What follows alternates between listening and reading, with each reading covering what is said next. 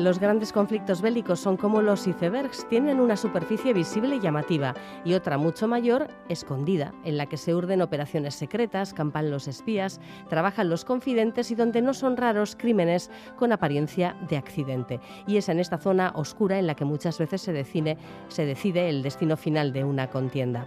La Guerra Civil Española no fue una excepción y de ello da crédito un libro recientemente publicado que recoge una amplia selección de historias sobre sabotajes, traiciones, atentados, operaciones de desinformación, quintacolumnismo y en general ejemplos de guerra clandestina. Historias que en muchos casos eran prácticamente desconocidas. Vamos a hablar con uno de los autores de La Guerra Encubierta en este espacio de Eusko Ikaskuntza que como siempre nos presenta Juan Aguirre. Gabón, Juan. Gabón, Eva. Efectivamente, la guerra encubierta, operaciones secretas, espías y evadidos en la Guerra Civil Española, tal es el título del libro escrito por los periodistas Victoria de Diego y Alberto Laguna, que acaba de ver la luz. Alberto, que es nuestro invitado de hoy, es licenciado en periodismo, investigador histórico a la vez.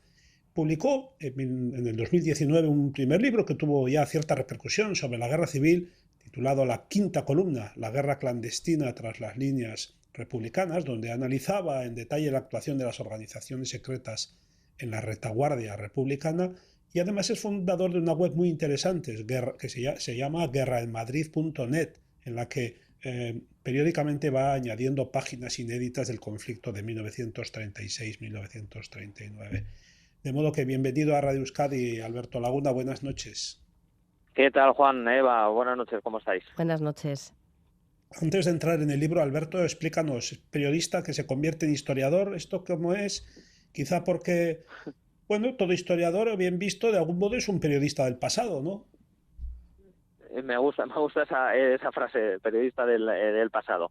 Mira, yo empiezo a investigar la Guerra Civil Española casi por obligación o por presiones familiares, te lo digo sarcásticamente. Me pidieron, sabiendo que yo era periodista y que me gustaba lo que era la investigación, algunos de mis familiares que intentara recabar el máximo de datos posibles de un par de historias bastante duras a nivel familiar de lo que fue la Guerra Civil.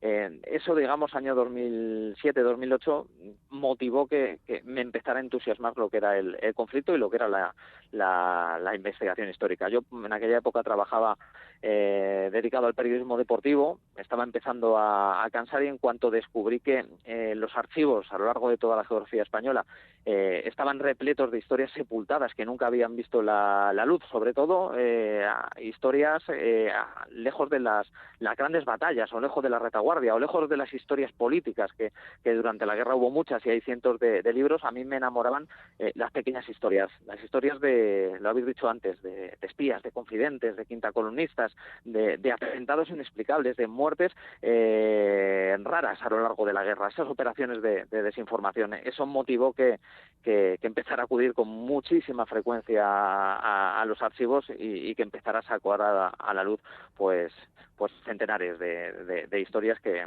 nunca lo habían hecho, ¿no? Y para mí es una gran responsabilidad, pero al mismo tiempo algo muy bonito como periodista poder contarlas y poder reconstruirlas. Sí, y ese esfuerzo, Alberto, cristaliza en los 19 capítulos de La Guerra Encubierta, en el que relatáis episodios de la Guerra Civil protagonizados por hombres y por mujeres luchando entre sí, a veces movidos por ideales políticos, por ideología, pero muy a menudo simplemente por sobrevivir, ¿no? Como experto que eres en este conflicto, Alberto, y pensando también en las nuevas generaciones que pueden verlo como algo lejano, que al fin y al cabo ya ni nos va ni nos viene, dinos qué la guerra civil, ¿qué nos aporta sobre el conocimiento de la naturaleza humana? ¿Qué podemos aprender asomándonos a estos relatos que son de crueldad, pero a veces también de piedad y de compasión? Pues que una guerra, y más una guerra civil, saca lo mejor y lo peor del ser humano, ¿no? Las miserias más obvias y que permanecen ocultas salen a la luz, o sea, de cómo un compañero de batallón traiciona a su camarada simplemente por envidia, o bien le traiciona buscando la supervivencia, buscando ascender, ¿no? O bueno, historias también de compasión, y las contamos también en el libro, en la Guerra Encubierta, ¿no? Como alguien que está en las antípodas ideológicamente de ti, cómo te apoya y cómo hace lo imposible para salvarte la vida. son cosas que sucedieron en 1936 y 1939 y que nosotros contamos en el libro. Tratamos de reconstruir de la manera más objetiva posible con un montón de datos que hemos hallado en los archivos y un montón también de entrevistas que hemos conseguido con los descendientes de los protagonistas que salen en el libro. Es decir, no solo nos ceñimos a lo que es el trabajo de investigación puro y duro de los archivos, sino que recabamos la información que hallamos en uno y otro archivo con testimonios orales de los descendientes que en muchos casos nos han dado acceso a archivos privados con información brutal desde el punto de vista histórico y periodístico. En este libro, La guerra encubierta, hay 2 capítulos dedicados a 2 personajes vascos. Uno es Félix Urtubi, natural de Aretxabaleta, pero nacido en Elorrio. ¿Por qué es uno de los personajes de este libro y por qué se le denomina piloto kamikaze? Pues mira, Urtubi era un sargento piloto, hijo del farmacéutico de Aretxabaleta, que tenía ideas republicanas. O sea, él apoyó en 1931 la caída de la monarquía y el resurgimiento de la República. De hecho, eso le trajo algunos problemas con algunos compañeros, sobre todo con superiores, en el aeródromo de Getafe, que es donde estaba destinado durante gran parte de los años 30. Quizás por sus ideas políticas, la antesala de la guerra civil le mandan a Tetuán. Y cuando empieza la guerra, es cuando vencen los sublevados en el norte de África y cuando a él las tropas alzadas le obligan, como piloto que era, a ponerse a disposición de los golpistas, ¿no? En una misión, estamos hablando del mes de agosto de 1936, en una misión le ordenan que realice una misión de reconocimiento sobre el estrecho de Gibraltar, y él lo que hace en mitad de ese reconocimiento es asesinar a su copiloto, que era partidario de los sublevados, robar el caza y desplazarse hasta Madrid prácticamente sin combustible, porque él sabía que en Madrid obviamente estaban los suyos con los que confraternizaba, los republicanos. A partir de ahí, de su llegada a Madrid, su vida es de película, que podría hacerse una serie de televisión o una película, ¿no? La República lo que quiere con él es que se convierta, digamos, en una especie de mono de feria, llevarle a todas las redacciones de los periódicos, exhibirle ante las revistas, ante la prensa internacional, y él literalmente se niega. Él lo que quiere es combatir por y para la República, en contra de los que habían dado el golpe. Y prácticamente se tienen que imponer las autoridades republicanas propagandísticas para coger un avión y volver a combatir. Bueno, lo hace. Durante 2 meses pelea los frentes de Extremadura y de Toledo. Incluso le llegan a batir en una ocasión, salta en paracaídas y tiene que atravesar todas las líneas enemigas para volver a zona republicana. Y su triste final, y por eso le calificamos como el kamikaze, es una lucha en los cielos del frente de Toledo entre la escuadrilla de la que él formaba parte y una escuadrilla de italianos. Pelean de manera súper violenta en los cielos de Toledo. El caza de Félix Urtubi es dañado enormemente, pierde un ala, prácticamente el aparato se incendia, y él lo que hace, en lugar de saltar en paracaídas, es empotrar su avión contra el caza de un italoamericano que se llama Vincent Patriarca, convirtiéndose de esta manera Félix Urtubi en el primer kamikaze en la historia de la aviación, antes incluso de los japoneses. Él muere en aquel combate aéreo, pero él sabía que iba a morir porque estrelló a propósito su aparato. Y de hecho su cuerpo pues no se encontró, sus familiares no pudieron darle sepultura, familiares que eran básicamente su esposa y una hija muy pequeña, 6 años, a quienes pues dejó en ese estado de abandono y de quienes la dictadura no se ocupó, les negó la pensión que le correspondía, porque al fin y al cabo Félix había sido durante 10 años funcionario del Ministerio del Aire, ¿no? Este es un ejemplo, digo yo, Alberto, entre otros muchos, de mujeres que al terminar la guerra y que aparecen en el libro también recogidos, algunos casos mujeres que tuvieron que salir adelante por sus propios medios. ¿Qué se puede decir sobre el papel de las mujeres en la guerra civil en general y en esta guerra encubierta a la que tú te refieres en el libro, vosotros os referís en el libro en particular? Mira, en el caso de Félix Urtubi yo tuve la suerte de conocer a su hija. De hecho, me entrevisté con ella en su piso de la Castellana en Madrid. Es verdad que el Estado franquista negó cualquier tipo de ayuda, en este caso a la viuda y a la hija de Félix Urtubi. De hecho, su viuda estuvo encarcelada unas semanas, pero cuando se instaura la democracia en el año 1975, bueno, fue ya en el año 1981 cuando reconocen a Félix Urtubi como funcionario del ejército, funcionario del Ministerio Ministerio de Defensa y su hija recibió una pensión de su padre hasta su fallecimiento, ¿no? Las mujeres tuvieron una importancia tremenda y por desgracia no se suelen ver en los libros de la Guerra Civil. Nosotros sí que sacamos las mujeres a relucir en la guerra encubierta. De hecho, hay un capítulo que lo dedicamos a dos espías mujeres que brillaron con luz propia en el frente de Teruel durante la Guerra Civil. Dos espías que estaban al servicio de la República, de un servicio de información republicano que se llamaba el SIER, Servicio Periférico de Informaciones. Establecieron en Teruel y alrededores 2 redes de espionaje brutal. Captaron a soldados franquistas que estaban muy bien posicionados en estados mayores de diferentes unidades.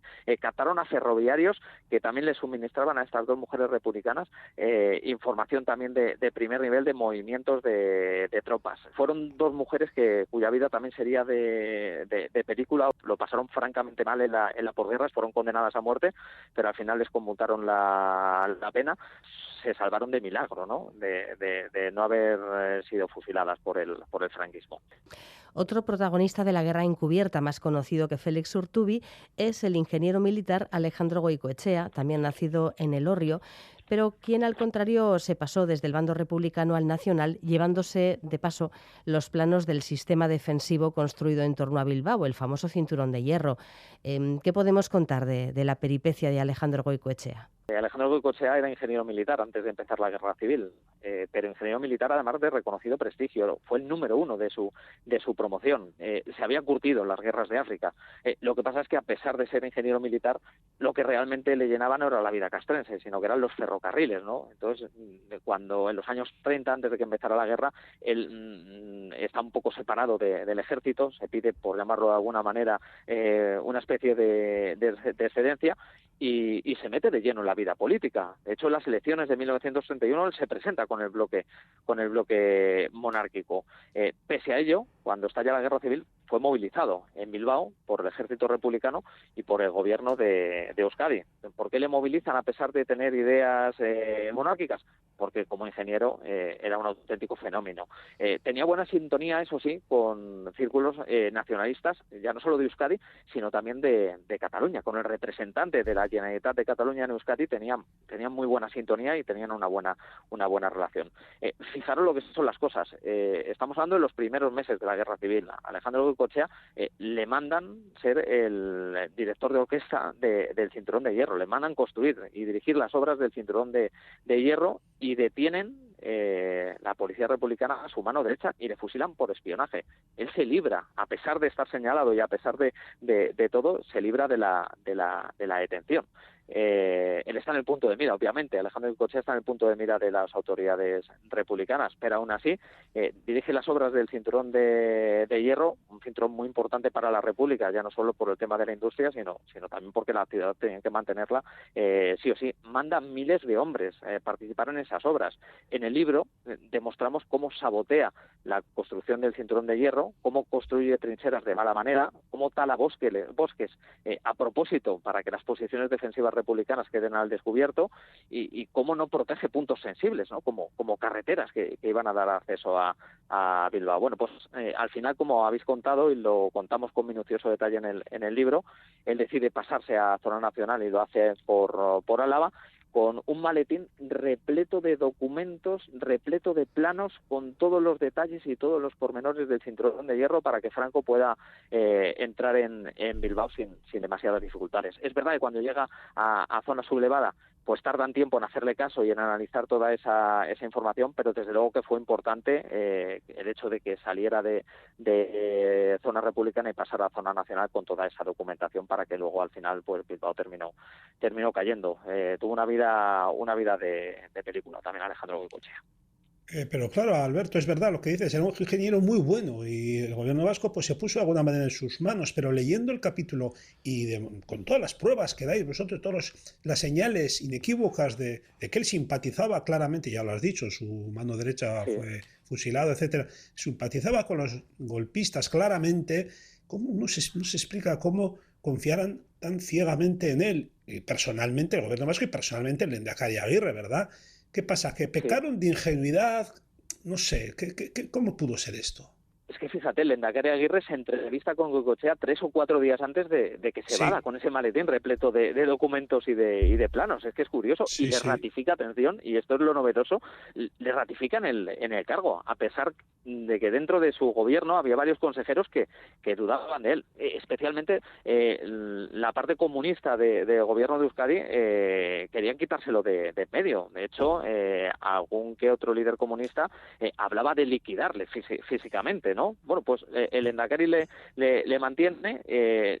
Yo creo, sinceramente, que es que Goicoechea se movía muy bien, antes lo he dicho, aunque estaba enfrentado con los comunistas casi de manera pública, pero tenía muy buenas relaciones dentro del nacionalismo, tanto vasco como catalán, y era una persona muy astuta y un magnífico ingeniero, ¿no? No había nadie mejor que él para construir el cinturón de hierro. Lo que pasa es que, claro, no era ideológicamente la persona que tenía que construirlo porque simpatizaba con los del otro lado. Él fue el autor quien concibió los prototipos del talgo, que ahora está de actualidad además de cara a su futuro, ¿no? Y que convenció además al arquitecto y empresario bilbaíno José Luis de Oriol para que invirtiera en el proyecto de este nuevo tren, que su nombre, su acrónimo talgo, pues es Tren Articulado Ligero, Goicoechea y Oriol. Un apunte de Goicoechea antes de la guerra tenía también, antes lo decía, buena sintonía con destacados dirigentes republicanos y tenía también una buena relación con Indalecio Prieto antes de que empezara la guerra civil. De hecho, se iban a reunir para hablar de proyectos varios, o sea que se movía con cúpulas, con las más altas instituciones, ya no solo a nivel de Euskadi, sino también a nivel de gobierno de España. Bueno, son muchas y muy interesantes las historias que recoge el libro, pero por destacar alguna más nos quedamos con la del teniente general Gutiérrez Mellado, que en la transición política lideró la democratización del ejército franquista. Quizás por esto cuesta imaginarlo como quinta columnista durante la Guerra Civil en aquel Madrid de la guerra, ¿no? ¿Cómo era ese joven militar falangista? Pues era falangista, efectivamente. Él se afilia a Falange poco antes de que empiece la Guerra Civil. Es un hecho que está más que constatado, ya no solo por lo que él explica en su declaración jurada cuando Franco gana la guerra, sino porque varios de sus compañeros de armas así lo confirman, ¿no? Manuel Gutiérrez Mellado estaba destinado en el Regimiento de Artillería a Caballo de Campamento en Madrid cuando estalla la Guerra Civil, y él se levanta en armas, al igual que los miembros de su unidad, contra la República. Él combate en campamento contra las fuerzas republicanas, contra la Guardia de Asalto y contra las milicias que intentan apoderarse de los cuarteles de campamento. Lo que pasa es que la República aplasta esa sublevación en Madrid. Él tiene que darse a la fuga. Él escapa a un pueblo cercano de Madrid que se llama Villaviciosa de Odón. Allí intenta ponerse a salvo porque tenía familia. No escapa solo, sino que escapa con varios de sus compañeros, y él es curioso, y esto también es una de las novedades del libro, de sus compañeros de huida es el único que sobrevive, lo que genera también ciertas suspicacias entre los que fueron sus compañeros de armas en un futuro, ¿no? Que es raro que Gutiérrez Mellado, que tenía buena sintonía con el alcalde socialista de Villaviciosa, sea el único que se salva de aquella huida de campamento a Villaviciosa de Odón. Bueno, pues a partir de ahí empiezan un cúmulo de aventuras y desventuras por diferentes puntos de Madrid. Está encarcelado un tiempo, se esconde en una embajada y empieza a trabajar para la Quinta Columna y los servicios de información de Franco en plena retaguardia republicana. Lo que pasa es que él sí que sacaba un poco pecho cuando termina la Guerra Civil de que había trabajado para el quintacolonismo y para los servicios de información de Franco, pero hemos descubierto en nuestro libro que efectivamente esto es real, pero trabaja cuando la guerra está bastante encaminada.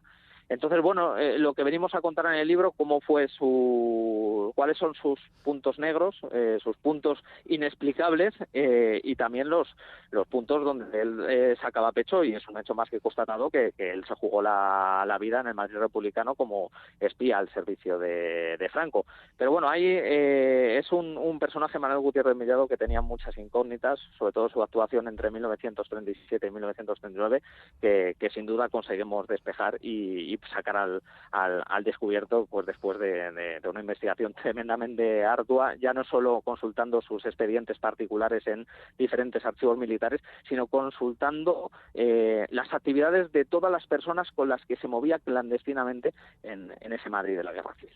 Uh-huh. Bueno, pues un libro interesante con historias muy poco conocidas o prácticamente desconocidas. Juan, recordemos la ficha de este libro. La guerra encubierta, operaciones secretas, espías y evadidos en la Guerra Civil Española, de Alberto Laguna y Victoria de Diego, que lo ha publicado Arzalia Ediciones y que verdaderamente es una especie de mina para quien quiera contar historias, novelas, series, obras de teatro, lo que sea, porque lo que aquí se cuenta, el florilegio de historias es increíble. Alberto Laguna, muchísimas gracias, y a ti también, Juan. Muy bien. Un placer, muchas gracias por todo, un abrazo. Hasta luego, Alberto. Gracias, hasta pronto. Hasta luego.